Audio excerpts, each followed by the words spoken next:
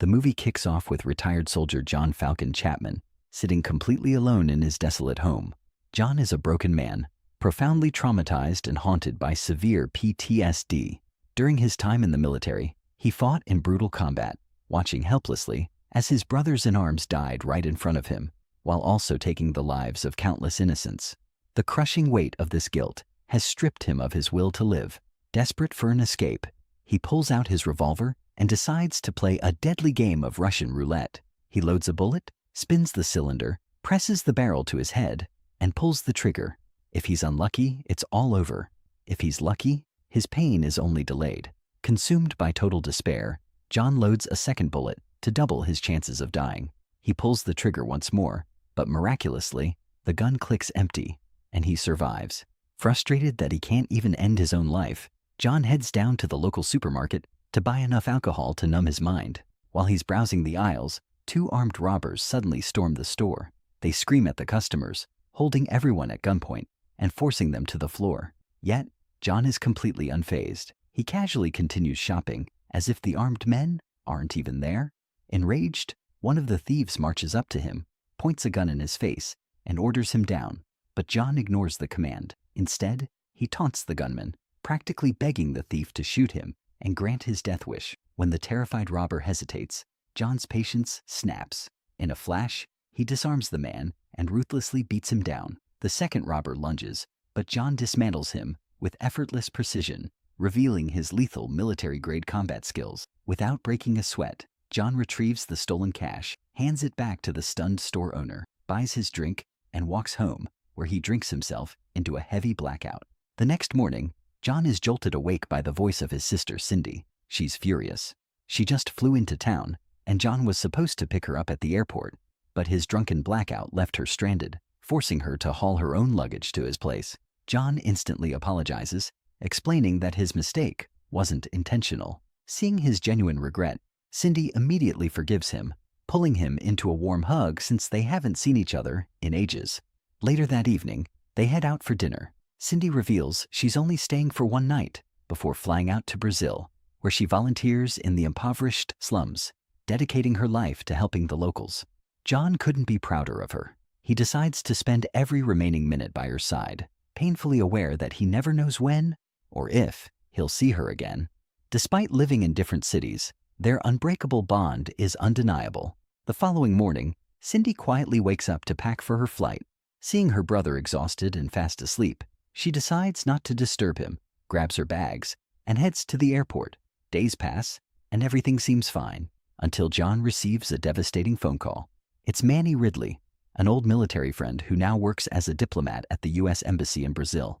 Manny breaks the horrific news. Cindy has been brutally attacked in an attempted murder. She survived, but she's in a coma and fighting for her life. Shocked and enraged, John packs his bags and catches the very first flight to Brazil. Upon arriving, John meets Manny, and the two rush straight to the hospital. When John sees Cindy, his heart breaks. She is battered, bruised, and covered in severe wounds. He can't comprehend why anyone would do this to a woman who only came to do good. Desperate for answers, John demands to know what happened, but Manny admits they have zero leads. Just then, Tiago Santo, the lead detective on the case, steps in. Tiago assures John they are doing everything they can, but the case is a total ghost town. There isn't a single witness to the brutal assault. Refusing to sit on the sidelines, John insists on joining the investigation. He demands Tiago take him to the exact spot where Cindy was found. Tiago warns him that the Brazilian favelas are deadly, overrun by ruthless drug cartels and criminals, but John doesn't flinch. Reluctantly, Tiago drives him to the slums. There, John is introduced to Catarina da Silva, the beat cop who originally found Cindy and rushed her to the ER. Catarina guides John to the crime scene. Looking around, John realizes the area is densely populated and finds it impossible that no one saw anything. Catarina grimly explains that the entire neighborhood is controlled by criminals and absolutely nobody here talks to the police. Realizing this investigation will take time, John heads back to the hospital to check on his sister. Back in Cindy's room, John spots an Asian nurse injecting a mysterious substance into her IV line. Suspicious, he asks if everything is okay. The nurse calmly smiles, claiming it's just routine medication, and quickly exits. Exhausted from his travels, John sits down to rest. But moments later, Cindy goes into violent convulsions. Panicked, John sprints out to find the Asian nurse, but she has vanished into thin air. A real hospital nurse rushes in just in time, miraculously stabilizing Cindy before she flatlines. When John asks the staff about the Asian nurse, he makes a chilling discovery. No one matching her description works there. The realization hits him like a freight train. The woman was an assassin sent to finish the job. This goes way deeper than a random mugging. Hunting for clues, John tracks down a local photographer who doubles as a drug dealer. He confronts the man, discovering that Cindy had uncovered dark secrets she was never meant to find, making her a prime target. John demands to know what she saw, but the terrified photographer refuses to talk, claiming he merely took pictures. He mentions possessing a flash drive with the evidence, but outright refuses to hand it over, desperate to flee. Playing it cool, John backs off, but expertly pickpockets the flash drive as the man walks away. The photographer jumps into his car, but the second he turns the ignition, a massive car bomb detonates, killing him instantly. The sheer trauma of the blast triggers John's PTSD, sending him into a near meltdown. But through the smoke, he spots the Asian assassin watching the carnage. He instantly gives chase, sprinting after her, but she jumps into a getaway car and speeds off into the city. John regroups with Manny, showing him the stolen flash drive. The photos reveal Cindy tracking a known drug smuggler named Lima, standing right outside a notorious local nightclub. Wasting no time, John infiltrates the club. He spots Lima, stalks him into the restroom, and unleashes a brutal interrogation. Beaten and cornered, Lima spills everything. He confesses he works as a smuggler for the Yakuza, a ruthless Japanese crime syndicate that controls the city's entire underworld. From drugs and weapons to running a horrific child prostitution ring, the Yakuza owns it all. He also drops a bombshell. The Yakuza boss himself ordered the hit on Cindy because she was getting too close to exposing their empire. Before Lima can escape, he gives up the location of the syndicate's main operating base. John decides to wipe them out once and for all. As he leaves, he spots Lima's briefcase, packed with documents detailing the cartel's illegal operations, and takes it with him.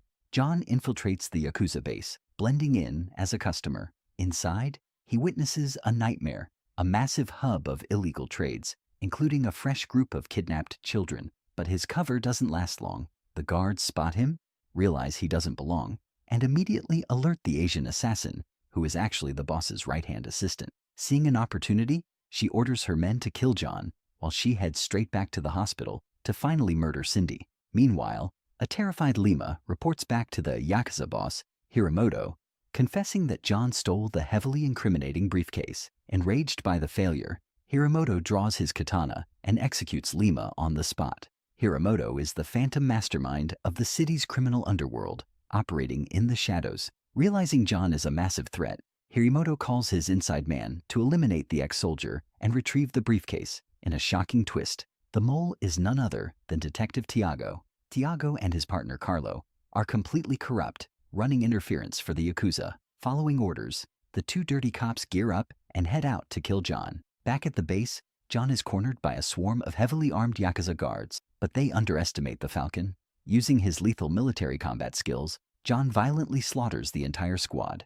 Just as the dust settles, Tiago and Carlo arrive to execute him. However, their plan is derailed when Officer Katarina suddenly pulls up, having responded to reports of gunfire. Unable to murder John with a clean cop present, Tiago pivots.